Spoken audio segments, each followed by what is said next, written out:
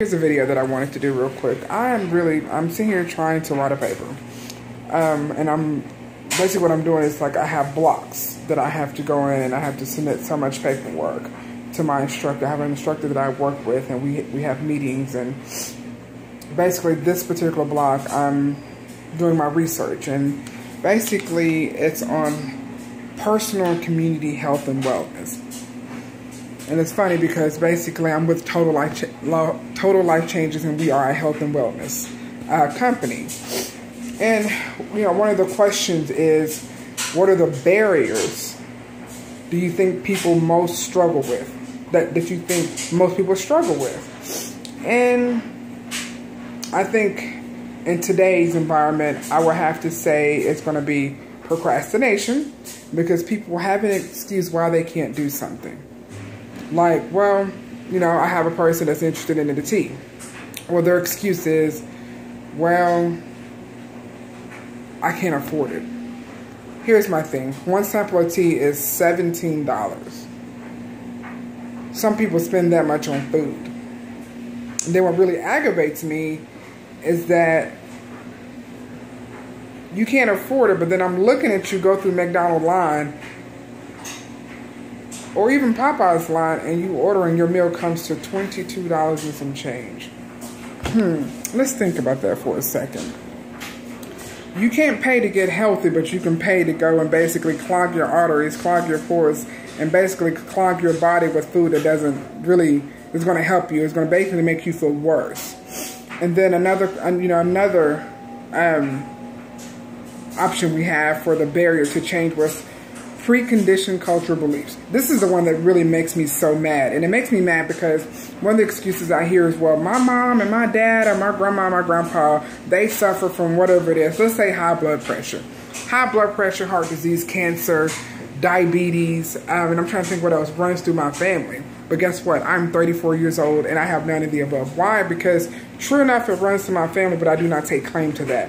I have taken steps to make sure I'm healthy. I have taken steps to make sure my kid's healthy. Obesity runs through my family, but what have I done? I have put myself and my son, anyone knows that have seen my child knows that my child is not your average 14-year-old, but I'm taking steps to make sure that we don't fall into that category of what runs, quote unquote, through our family. And just because it runs through your family, you can make a choice for it to not to run through your family, okay? And then another one, let me turn my iPad back on because I'm working my phone, my iPad, and my tablet. And another one is lack of core values. And basically what that means is people will recognize the benefits of a healthy lifestyle, but they are unwilling to trade convenience. Meaning that, and this is another one of my favorites, and I'm guilty of this. I'm not sitting here trying to bash anybody because I'm guilty of all of the above. But it took my husband to pass away December the 11th, 2015 for me to step up and make a change and quit making excuses. And sometimes I tell people it takes something drastic in your life to happen in order for you to wake up. Because it's easy to make excuses. But to get back on topic, lack of core values. Meaning that it's easy for you to go through McDonald's, order off the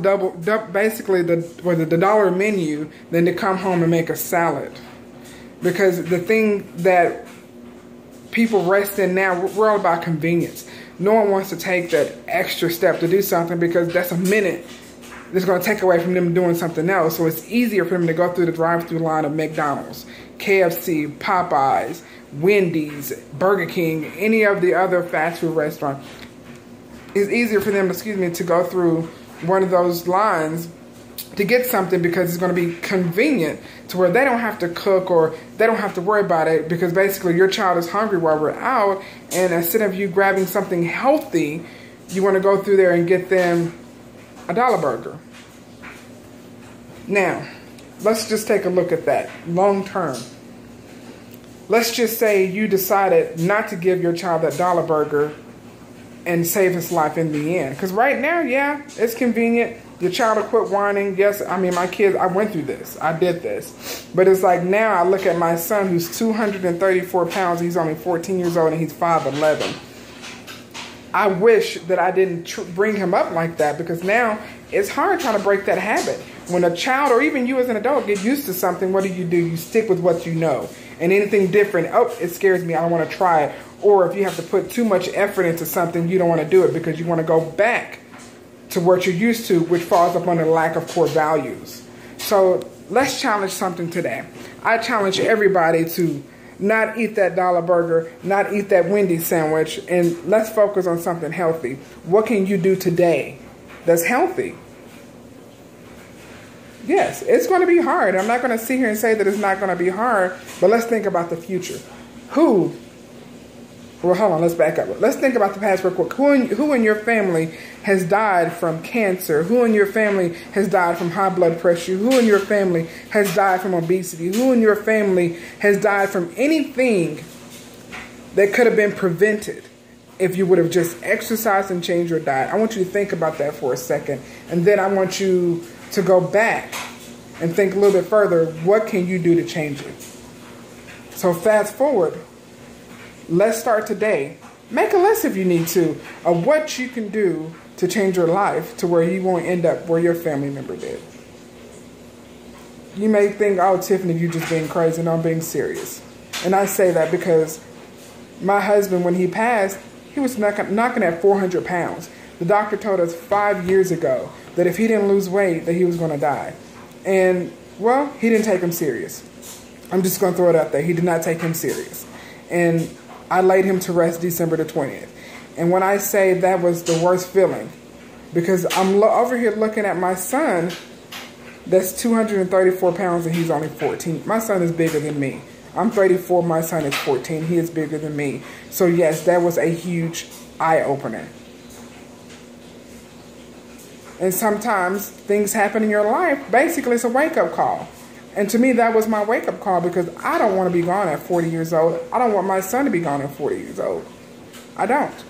So what am I doing? I'm taking those steps. And yes, it is hard. And I'm not going to sit here and say that sometimes I don't fall off my wagon and do something wrong. I do. But I pick myself right back up and get back on that track to being healthy. And that's what I want you to do today. I want you to start today. Call me if you need to, 256-600-1795. Let's come up with a game plan on how we can get you healthy, okay? If you know anybody with high blood, anybody with any type of health issues, I challenge you to pull them up. And y'all call me and let's get you back on a healthy start. Have a blessed day.